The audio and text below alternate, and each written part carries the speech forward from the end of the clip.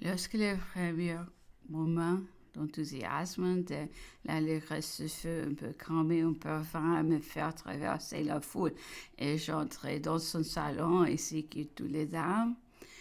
Je m'avançai avec la reine Julie pour l'embrasser. Il me reçut assez froidement et dit à ma belle-sœur, par quel hasard êtes-vous ici? Je remarquai qu'il embrassa toutes les dames avec plus d'amitié qu'il ne nous en avait témoigné. Il accueillait parfaitement tous les hommes, et particulièrement le prince d'Eckmühl. Madame Lallemande demanda et obtint sur les champs la liberté de son mari qui devait être fusillé. Il fit quelques questions sur cette affaire qu'il ne connaissait qu'imparfaitement par les derniers journaux. Il vint l'avertir que le souper était servi et il passa devant nous sans rien dire. Resté seul dans le salon avec la reine Julie, nous nous entretenions du froid accueil que nous venions de recevoir lorsque j'entendis du bruit dans le cabinet de l'empereur. Je le vois, ce qui pouvait être mon étonnement fut extrême, dit trouver ce jeune auditeur, M. Fleury de Chaboulon, qui était parti quelques mois avant pour l'île d'Elbe. Il me dit qu'il venait d'arriver à la suite de l'empereur au cabinet duquel il était attaché. Il me raconta qu'une maladie l'avait empêché d'arriver à l'île d'Elbe avant la fin de février, que l'empereur lui avait fait beaucoup de questions sur la situation de la France, qu'il ne doutait pas que l'état dans lequel il avait dépeint lui eût donné l'idée de se prendre de débarquement sans que, toutefois, l'empereur lui en eût d'étonnement. Au contraire, ayant été chargé par l'empereur de quelques commissions, il revenait par l'Italie lorsqu'à son grand étonnement, en y arrivant à Lyon, il y trouva l'empereur qui lui permit de l'accompagner à Paris dans sa voiture de suite. Ainsi donc personne en France n'avait pu être prévenu de ce retour puisque le seul homme qui soit allé à l'île d'Elbe. Arrivé au même temps que l'empereur, je lui demandai si l'empereur lui avait parlé de moi. Comment? Il me répondit qu'il en avait peu parlé et qu'il avait trouvé si prévenu contre moi à cause de mon séjour en France qu'il n'avait pas osé s'acquitter de la commission dont je l'avais chargé. Je rentrai dans le salon. L'empereur y revint bientôt et s'avança vers moi. Où sont vos enfants? Me dit-il, si les circonstances m'ont obligé de les éloigner de chez moi, je vous demande la permission de vous les amener demain. J'ai vu par les journaux, ajoutait-il encore, que vous avez perdu votre procès. Je leur ai parié. L'autorité paternelle est tout. Alors il passa dans son cabinet où il reçut tous les ministres l'un après l'autre, ce qui dura si longtemps que nous prîmes notre parti de nous retirer sans avoir pris notre adieu de congé. Le duc de Vicence me dit en sortant qu'il avait été un bon chevalier pour moi, qu'on avait beaucoup cherché à me nuire à l'île d'Elbe par des faux rapports, que l'empereur, fort mécontent, ne voulait pas absolument me voir et qu'il avait tout fait pour le ramener sur mon compte. Il me conseilla de venir le lendemain avec mes enfants, ce que j'ai fait de fort bonne heure. Une foule immense remplissait déjà le jardin des militaires de toutes armes, de tous grades de tenayons, dans les queues, dans les escaliers, et partout c'était l'enthousiasme le plus grand. Imaginez-vous, le peuple applaudit facilement ce qui l'étonne, mais cet événement avait quelque chose de plus commun qui frappait l'imagination et transportait jusqu'au indifférent. Tel était le prestige que chacun se crut obligé de revenir à celui qui se montrait si élevé au-dessus des autres par lui-même et par la destinée. Le lendemain matin, le cœur me battait fortement en entrant dans le salon de l'empereur. Il était seul près d'une fenêtre ouverte et saluait le peuple qui faisait retentir l'air de ses acclamations nation.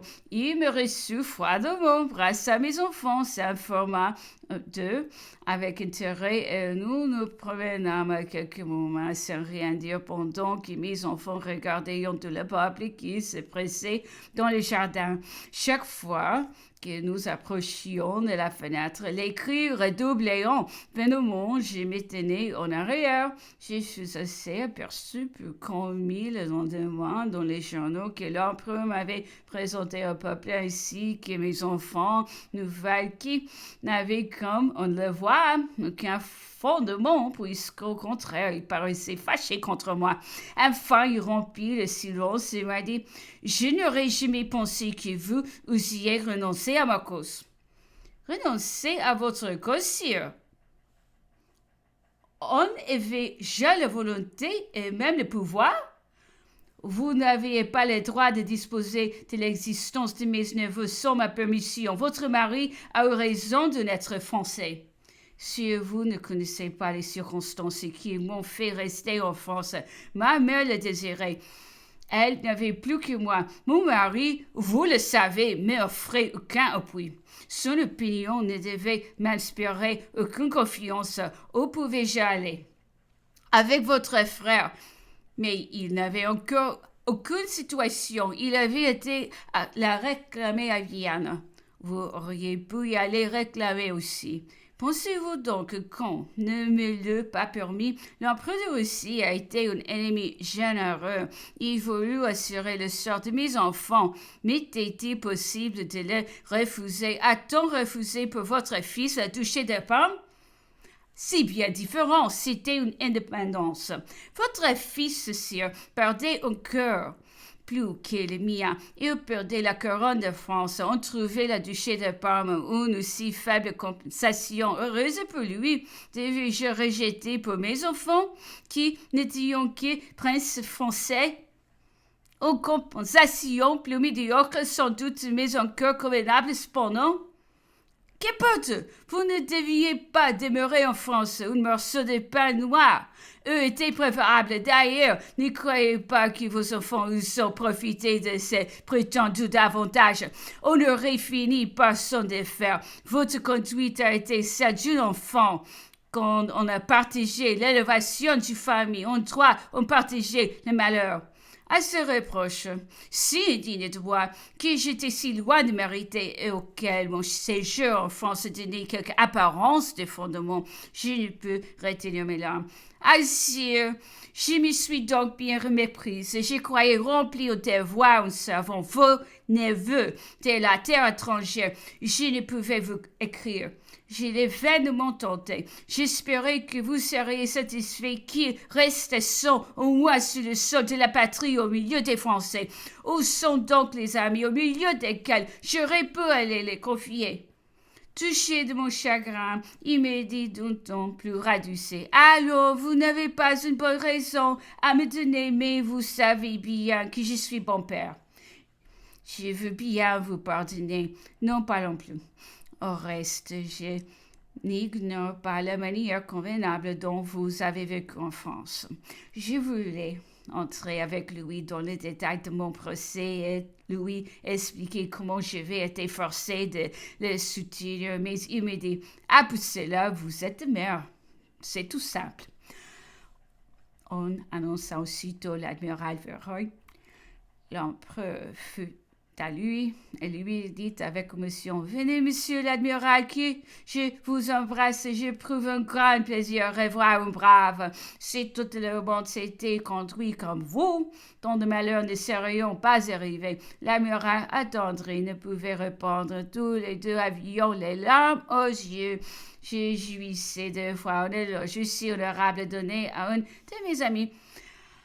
On introduisit monsieur le comte Molé qui remercia l'empereur de ses bontés et le pria de lui rendre seulement la direction générale des ponts-chaussées, ne se sentant pas les moyens suffisants pour remplir le ministère qui lui proposait. « Restez avec l'empereur, il me dit, et ce qui Molé a changé pour moi? » « Je ne le pense pas, lui répondis-je. Il venait encore chez moi, quoique m'en souvint. » « C'est que, reprit l'empereur, J'avais envie de le faire ministre des Relations extérieures et il me refuse. Comment, monsieur, est-ce que vous n'aurez pas le doute de sens? Tout le monde sait combien il a, dans toutes les circonstances, fortement insisté pour le pays.